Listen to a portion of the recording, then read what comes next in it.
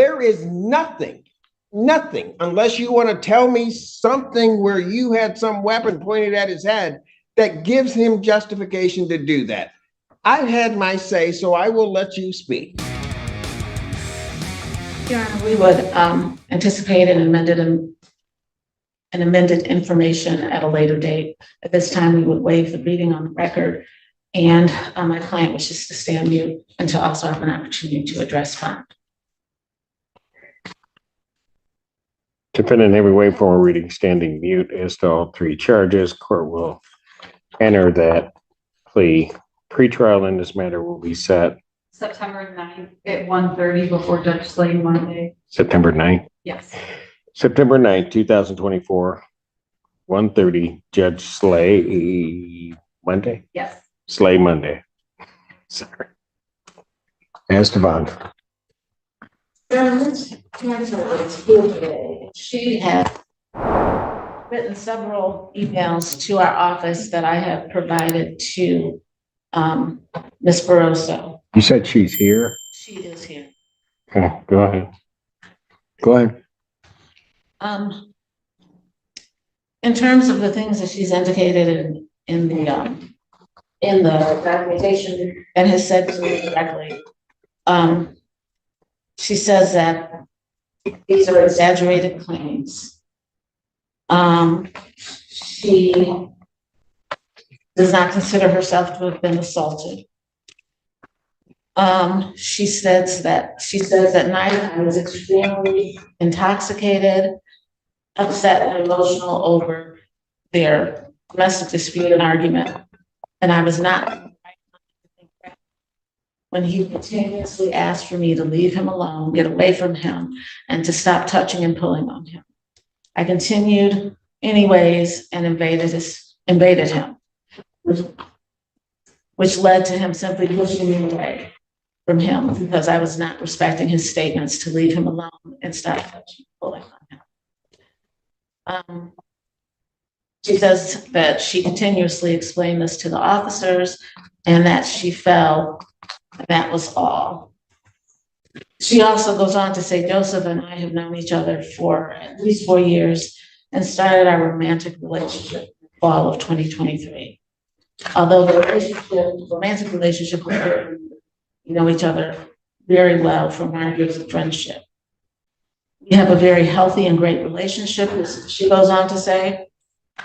And aside from this one night where I drank extremely much, this was simply a domestic dispute that is being made into something it wasn't by the prosecuting office. Your Honor, I don't know if you would want to hear further from her, but we would ask that the court consider reducing his bond to $10,000, 10% bond, or in the alternative, no non-consensual contact, including his phone privileges be reinstated. Response. Your Honor, the defendant is currently serving time for contempt with an estimated release date here, December 6th of 2024. So I don't think he's getting out before then, regardless of what his bond is in this case. That being said, when this occurred, he was on bond for FA, DB third, and drug charges. So I'm concerned about any reduction in bond in that regard. As far as the no contact in this case, Excuse me one moment. Where's the contempt coming out of? here. Here, that's what I thought. Yes. Okay, go ahead. Go ahead. This is a reauthorization. The prior case, Ms. Hansen did not appear at exam and we were not in possession of the surveillance video. So we reauthorized it once we were in receipt of the surveillance video and we were able to proceed without her. I do want to note the reason his phone privileges are revoked is because before this case was reauthorized, he had contacted the victim in violation of the no contact order 205 times. So I do not think that modifying the no contact order is appropriate in this case. Thank you. Anything else, Ms. Gaines? Sorry, yeah, one more. You can. Mr. Taylor is indicating that in addition to that, he does also have children. One of his adult children is expecting that the loss of phone privileges has not allowed him to have contact with her, his daughter, is that right? As well as his other children.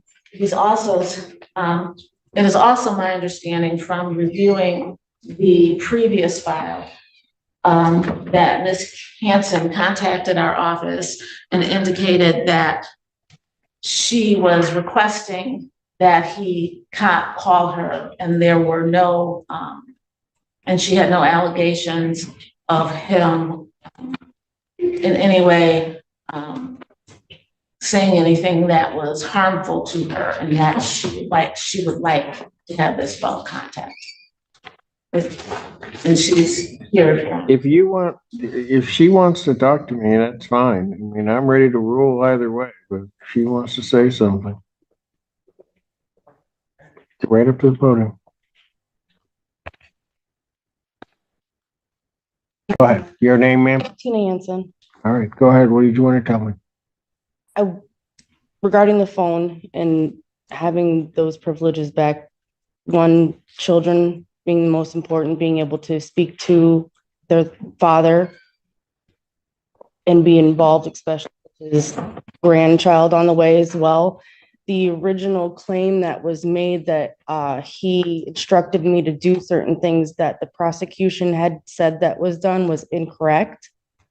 And that was why I think that maybe some emotions got brought up and the contempt sentence happened with the no. Oh, I know exactly why the contempt happened. Because he acted a fool in the court. Because what and the prosecution disrespectful was, to not me, but this Oh, yeah. institution. That's why he got the contempt. That's not going anywhere. no, I'm But saying go ahead. for my the emotional standpoint, when they said that he instructed me to email them, which was false, and that had never happened. So being But able, ma'am, even if it had, even if it had, he it still should wouldn't. have told his attorney and not acted that way. Oh, absolutely. In this court. Yes, It's no, really as simple as that. I'm not saying what was done was right at all by any means. I think that I would hope that he's learned his lesson from that, and to simply at least be able to talk to his children in the meantime, to at least have some sort of sanity during this process, and for them to be able to be a part of their dad's lives, even though they can't see him, is, I guess, my argument for trying to see if there's any consideration for that to happen.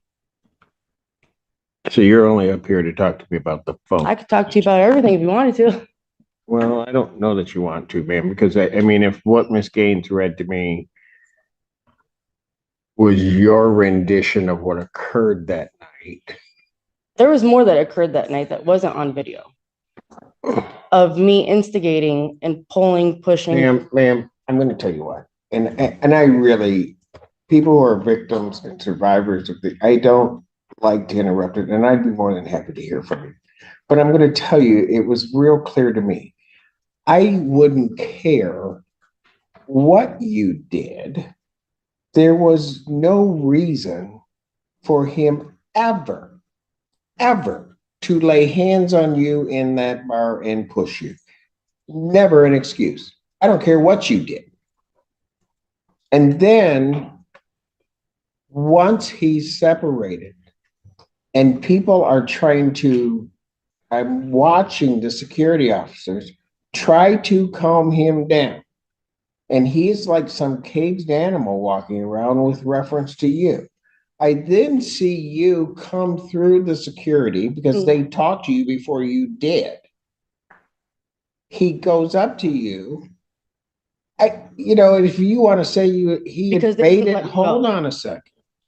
If you want to say you invaded his space, he had every opportunity to turn and leave. And instead, he pushes you. Now, ma'am, and please let me finish, because at that point, he could have then left. He could have extracted himself out of that situation. She tried. No, he did not. Because I watched the two of you as you crossed Huron, you're talking to each other. It doesn't, and you know what, ma'am? And I don't wish like there it was where sound to it. particularly women get up here and they start saying, I said something, I did something, I did this, I did that. You cross Huron with him. You then cross First Street with him.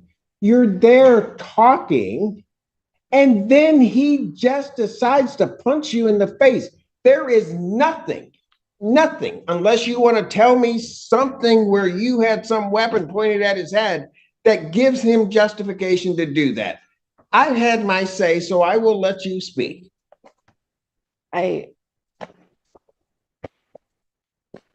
There is more to it. I understand where you're coming from, and you're seeing it a different way than I clearly lived through it and remember it very vividly. And I even told the police officers that night exactly what happened.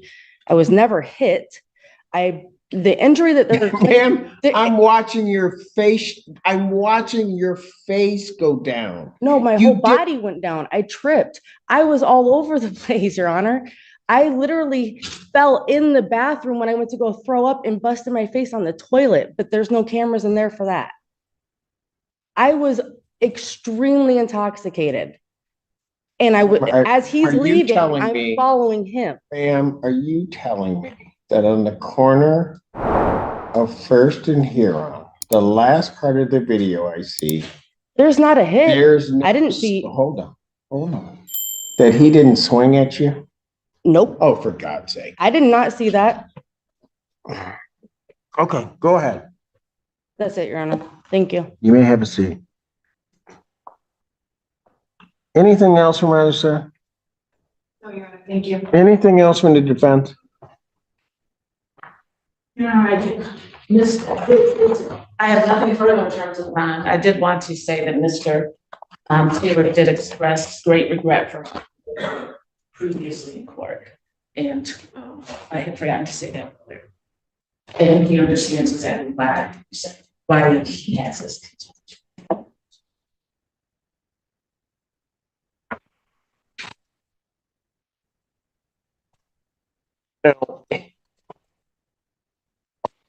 And all I can say to you, Ms. Hanson, is God bless you. Because I'm going to be absolutely honest with you. I don't care how drunk you were. I don't care how much in his grill you were and talking about whatever.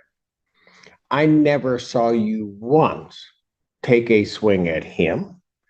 I never saw you once do anything that from that video that I could interpret as anything that was aggressive by any stretch of the imagination toward him that may even in some way give him some concept of that he was defending himself or that you were irritating him in some way so much. But it really, even if you were irritating him, the only thing that you're using is you two are actually walking together across two streets.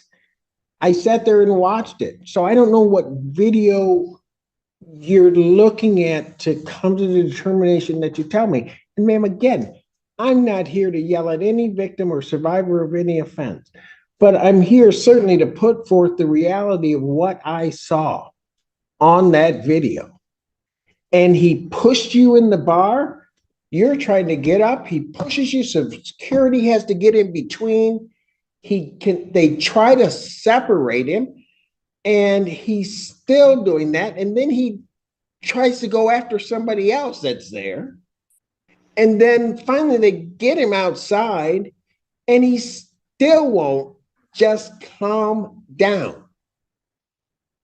And what's clear to me, ma'am, is after security's dealt with it, I think you're trying to get him to calm down, to do whatever you can to just alleviate the circumstance. And what's he do? He just pushes you against a building. I mean, not just push you against a building. I mean, he shoved you into a building. and you go down.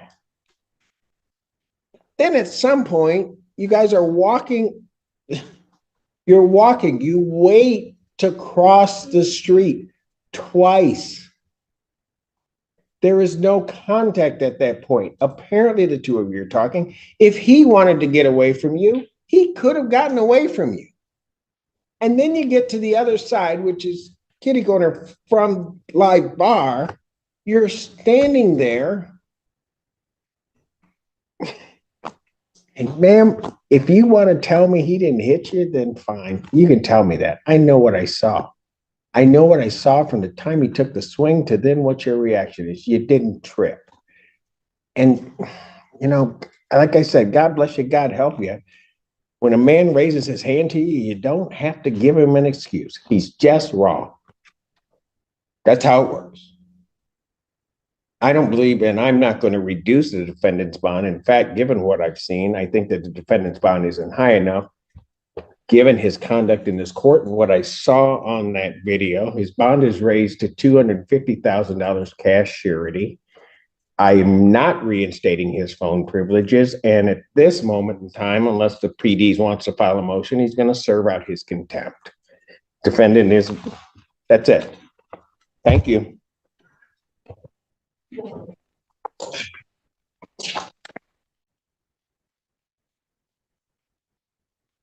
I don't know what we're doing on yours. You probably do not want to talk to me right now, Mr. Bernstein. The court's going to stand in recess. All right.